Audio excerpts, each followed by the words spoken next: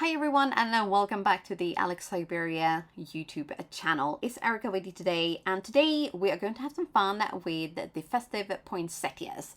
So I am going to be grabbing some inks. You grab whichever ones you have if you wanted to play along. I'm going to go for quite classic colors today. So we're going to have reds for our flowers and greens for our leaves. So we're going to go quite clean and simple, but we're going to step up our design a little bit with a few ink blending top tips. So first off, I'm going to adhere my cardstock to some post-it tape, so hold this in place.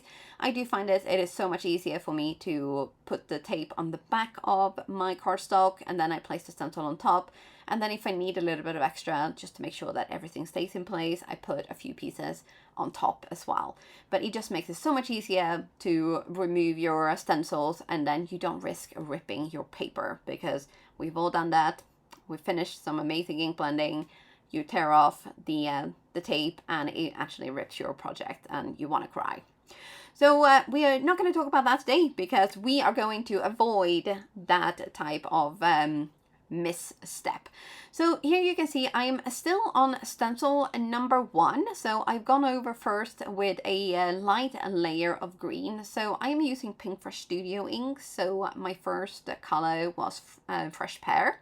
And now we're going to go in with a little bit of Grassy Knoll. You can see I'm using 2 different sizes of brushes.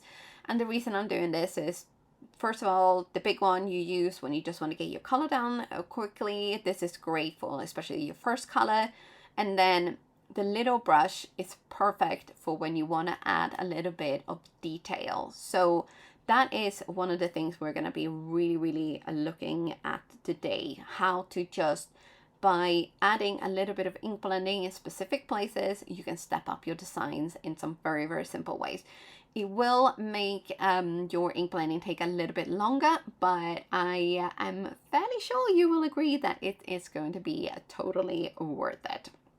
So for the first layer, we've used the 2 colors, so Fresh Pear and Grassy Knoll. Now we're going to go with our second stencil layer, and we're going to start again with Grassy Knoll.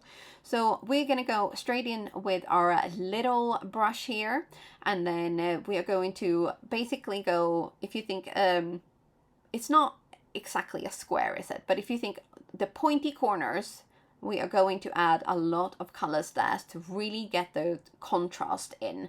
So this is a great tip of just kind of making things look deeper. So you have highlights and lowlights, and like dark corners and bits of your design that catch the light. It really is such a simple way of doing things, but it really just takes your design up, like not just 1 notch, but I'm gonna say like 3-4 really. So here you can see, again, we're still working on the leaves. We're only on stencil number 2, but look at the life in those leaves. It is just, I mean, the stencil itself is absolutely brilliant and beautiful, but by just changing up a couple of things with your ink blending, look at that. You can get some really stunning results.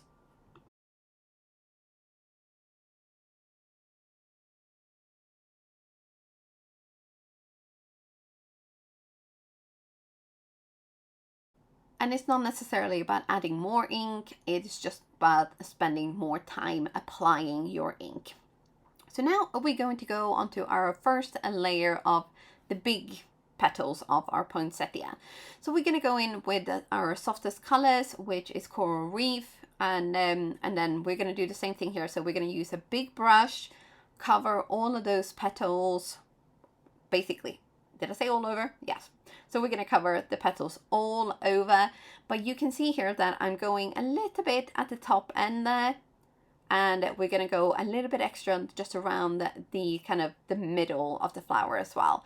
If you have only a few inks, you can layer the same inks. You just need to let your inks dry a little bit in between each layer to let your pepper settle. And if you're in a hurry, you can always use a heat tool to speed up the heat of the drying process. So now we are still using our first color. So this is still Coral Reef. We're just going to go in a little bit more here to kind of blend in a little bit more opaque color in the middle here. So we're still going to want a really smooth blend to make those petals look really, really natural. So the key here is to kind of keep the middle bit of the leaves, or the petals, sorry, very light so that it looks like they're catching the light. So imagine the petal is coming out of the flower and it's kind of bending over. And the reason we're going to do this way is because it just it looks very, very natural. And if you look at a poinsettia, it has quite sort of like a deep petals, and then they come out, they're big and glorious, and they kind of bend over. So naturally the light is going to catch that bit up there. So that is what we're trying to reproduce here basically. So again, we're now still using our first color. So it's still Coral Reef, but you can see here, but just taking the time and building up the ink blending, you can get some very, very, very different results. So you don't need 100 different ink colors or 100 different shades of every ink either. I mean, it's always fun. I'm not gonna lie, it's very fun to have all of those ink colors because you never know when you might need a particular shade of one. But if you're starting out, you don't need to go and buy all of the inks. No, you just need to kind of focus a little bit more on your technique of actual ink blending, and you will be absolutely fine. So now we have gone in with our passion fruit. It's our second color here. So we're still trying to keep this part of the leaf, or this part of the stencil. So this is stencil number 1 for our big petals. We want to try to keep it quite light. So now when we go in with stencil number 4, or stencil layer number 2 for our petals, we can then go in and add those delicious details and really take this flower from wow to whoop wow. So we're going to take down our stencil here, and then we are going to go for an itty bitty brush again. And I was contemplating here whether to go for Berrylicious or go back to passion fruit, but I decided to go a little bit bold.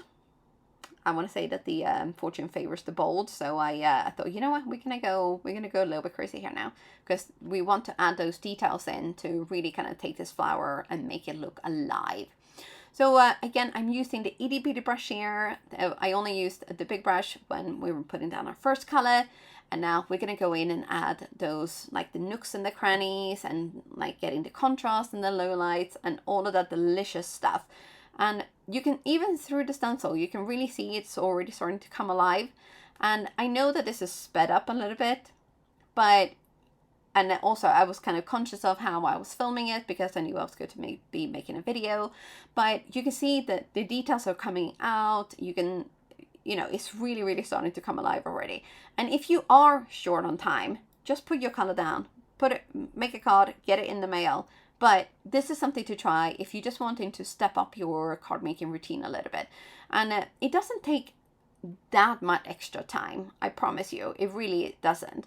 And again, I'm taking a lot longer here because I was conscious of how to like filming the angles and making sure that I'm showing you all the details. I didn't want to speed it up too much, but I do realize that we've been here for over 8 minutes already. So now we are going to move on to our itty bitty bit in the middle here. So this one is probably the simplest one because obviously it's the smallest one. So we're going to put our stencil down. We're going to tap it onto the post-it tape to make sure the stencil stays in place. We're going to also add those 2 extra pieces for extra safety. And then we're going to use just a little touch of Coral Reef here. And you can see I'm just going over the entire thing again with the big brush, and then we're going to go in with the itty bitty brush to just kind of add in a little bit of depth there in the middle. We're going to go out around the corners as well. And again, it's just this first layer on each one, really. You don't have to worry too much about all of the details. However, depending on how much details you want, that is when you're going to want to spend the time. It's not about necessarily adding lots and lots and lots of extra ink. It's about taking the time applying the ink. So hopefully that makes sense.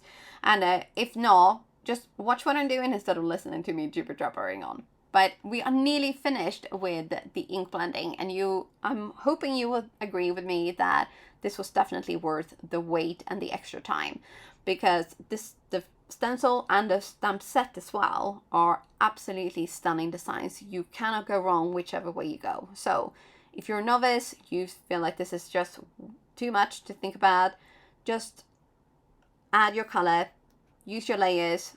The layering stencils are there for that reason. You don't have to think about it too much.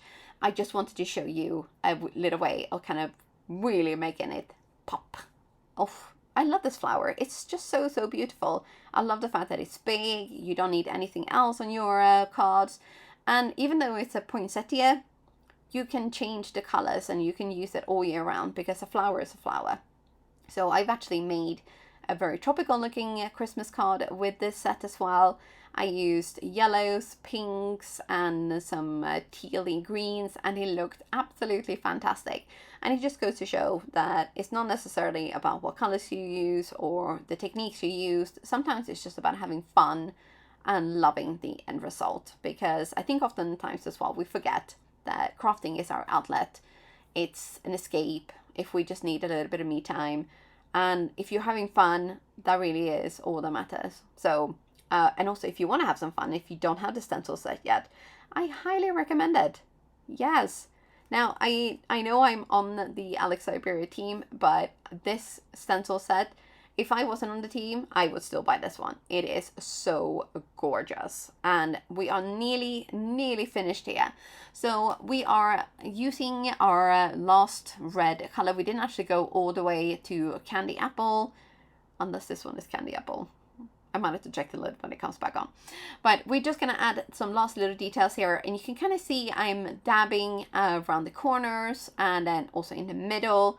And then we're going to peel and reveal this. And I'm hoping you're going to say, yeah, girl, that was worth it. Because it's such a beautiful image. It really is. Now, I decided here that I needed to go in with my... the first layer again, or I forgot to do the middle, the stamens of the flowers, which was a bit of a fail. I used to be a florist, so, you know, I forgot the stamens. That does not really inspire a lot of confidence, does it? But we're just going to add a quick little bit of yellow ink in the middle there. And then this one, we're going to splatter with some gold watercolor paint. I'm using the Starry Color palette from Gansai Tambi. And let me tell you, this one I have had for a minimum of 7 years, and it's still going strong. Yeah. So once that is finished, we are going to add this directly onto a white card base. This I think will look probably quite spectacular with a red card base as well. And then we're going to heat emboss some sentiments from the Christmas sentiment set. It just, you know, it makes sense. I wasn't exactly sure which one I was going to use, so I thought, you know what, we're going to do a load, because why not? Also, they have coordinating die cuts, which I love, love, love. It makes it so easy to cut out your sentiments, and it just looks so neat and tidy and professional. And it makes it a breeze to layer them up as well, if you want to go for that layered look. So I decided I'm going to heat emboss. So I'm going to be using some Wow embossing ink, and I've also pre-treated my paper with the Cottontail embossing tool from the Rabbit Hole Designs. And all of my blending brushes are from the Rabbit Hole Designs as well. Highly, highly recommend them. They are so good. They blend so great. And the itty bitty brushes are an absolute must. So I decided to go for gold to kind of bring in the gold of the splatter on the card as well. And we're going to heat emboss this, or set this with our heat tool. Now you might wonder, what is that cork thing doing? But hear me out. I really, really, really feel like it helps kind of bounce the heat back. So it lessens the warping of your heat embossing. And also I feel like you get a much more sort of even melt. Then once that they were all cut out, I decided to use just a kind of tiny one, because after all of that ink blending, I didn't really want to cover up too much of the flower, because it really is just so kapow, wow, it really is. I love it, love, love, love it. So the sentiment is down, and then we're going to add some clear sequins. Again, I was kind of thinking gold, but I didn't want to take away too much from the flower itself. So we're going to go clear and sparkly, and we are going to add a few. Just you know, probably more than the normal person would do. But I have so many sequins and, you know, bling-a-lings in my craft room. I'm never ever going to run out. So I'm figuring, you know what? We're going to give it a run for its money and see what happens. But that is our card finished. And as you can see, the ink blending and then those layering stencils, they are just delicious. I absolutely love this set. I really hope you've enjoyed this video and maybe picked up a tip or two along the way. And that is it from me for today. Don't forget to subscribe to the Alex Siberia YouTube channel. Hit that thumbs up button and I will see you very soon again. Bye for now.